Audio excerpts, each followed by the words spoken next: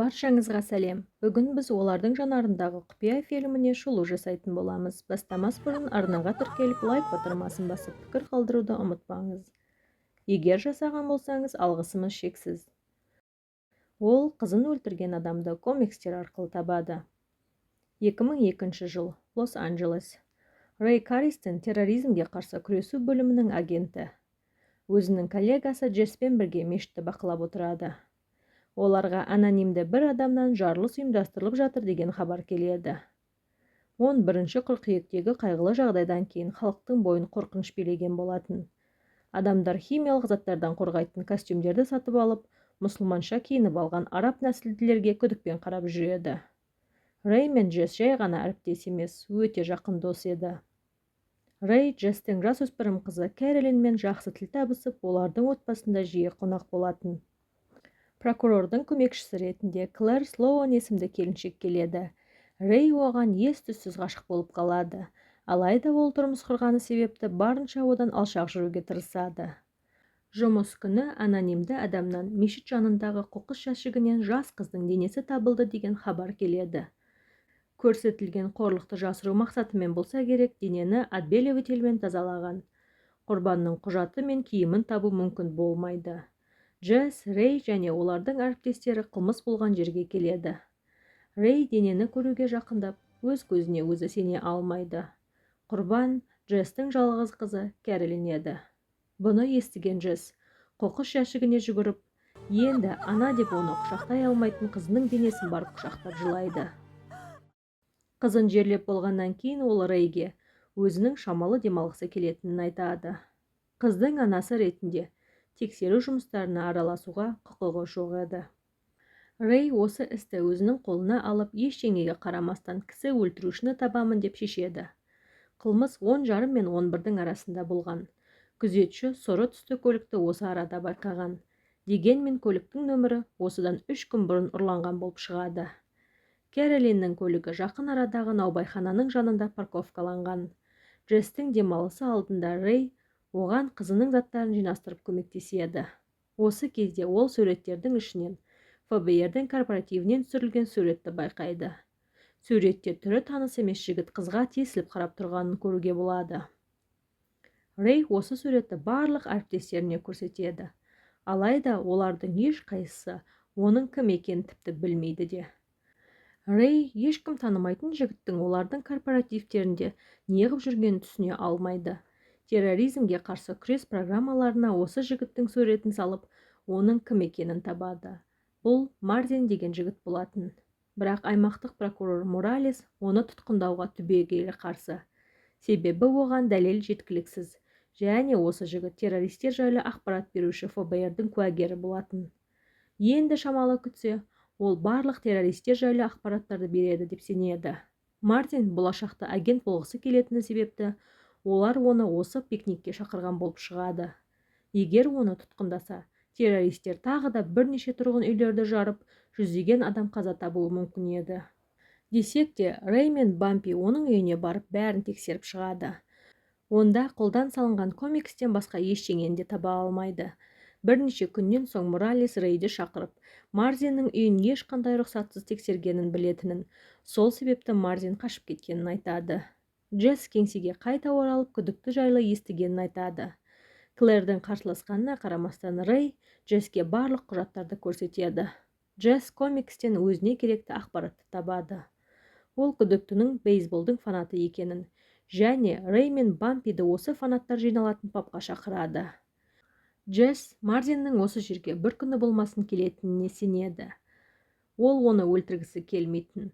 Ондай сұмырай үшін өлім деген тым жеңіл жаза екенін, оны түрменің түбінде шірітетінін айтады.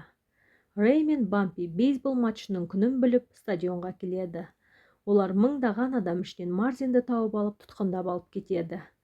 Клэр олардың Мартинге қарсы ешқандай дәлелі жоқ екенін, әрі осы жігіт ФБР-дің ақпарат беруші екеніне ашуланады. Мартин оны не үшін тұтқындағанын түсінбейтінін, Кэролинді тіпті танымайтынын айтып ақталады. Пикникте бар жоғы 10 минут отырып кетіп қалғанын, ал стадионнан қашу себебін агенттердің жанында көрінгісі келмегенімен түсіндіреді. Клэр өзінің төсіне жігіттің қарап отырғанын түсініп, қулыққа барады. Ол Мартинмен келісіп, Рейге Кэролинді өлтірген жігіттің ірі денелі болғанын, және жігіттің мүшесінің өте үлкен болғандығын, сондай-ақ өте ақылды жігіт болғанын айтады. Ал Мартинді күдікті деп тану мүмкін емес екенін, себебі ол әлсіз кішкентай ғана бала дейді. Бұл сөздер Мартиннің намысына тиіп, ол Клэрге атылып, сен де солай өлгің келеді ма деп өз қылмысын мойындайды. Жігітті орнына қою үшін Рейдің оны ұруына тура келеді. Ештеңеге қарамастан Моралес жігітті босатып, барлық алынған ақпарат кино арқылы алынды деп, ең маңызды ақпарат беруші адамды түрмеге отырғызуға мүлдем дайын емес екенін айтады. Оларға сұры көліктің табылғандығы жайлы ақпарат түседі. Ол жерге жеткен Клэр мен Рей бұл Моралестің ұйымдастырған ісі екенін түсінеді. Барлығын естіген Джесс қатты өзін жазғырып, қызының сол пикникке мүлдем барғысы келмегенін, алайда мектеп басталғаннан кейін бір-бірімен уақыт өткізуі тіпті қиындайтынын айтып, өзімен бірге алып барғаны есіне түседі. Рей жүйедегі әділетсіздіктен көңілі қалып, жеке детектив болу үшін жұмыстан шығып кетеді. Осылай 13 жыл өткеннен кейін Рей өзінің бұрын жұмыс істеген жеріне келеді. Клэр қазір прокурордың орнын алған еді, ал Джесс болса бас тергеуші қызметінде. Осы ұзақ жылдар ішінде Рей бір сәтте Кэролиннің өлімі жайлы ұмытпаған болатын. Клэрден істі қайта ашуды сұрайды. Өзінің Мартинді тапқанын, ол ұрлық жасағаны үшін 10 жыл бойы түрмеде отырып, қазіргі таңда бостандықта Клей Беквит деген атпен жүргендігін айтады. Өзінің деректер базасынан күніге 2000-ға жуық суреттерді тексеріп, оны табу үшін ұзақ уақыт кетіргенін жасырмайды. Енді тек оған жауапты деген инспекторды тауып, Мартинді тұтқындау ғана қалған еді. Клэр тағы да қате адам болар деп қатты уайымдайды. Себебі осыған дейін оған ұқсас деген 20 шақты адамды тауып, ақыр соңында қателескен болып шыққан еді. Рей істі жасырын ашуын сұрайды, себебі осы жолы ол өзіне 100% сенімді еді. Бампи оған жауапты инспекторды тауып, оның соңғы рет қай жерде тексерілгенін табады. Мартиннің жылқыларды жақсы көріп, бір ипподромға жиі баратынын біледі. Рей осы жолы Джесске бәрі де басқаша болады деп уәде береді. Алайда Джесс 13 жыл өткеніне қарамастан, оның істі ұмытпағанына таң қалады.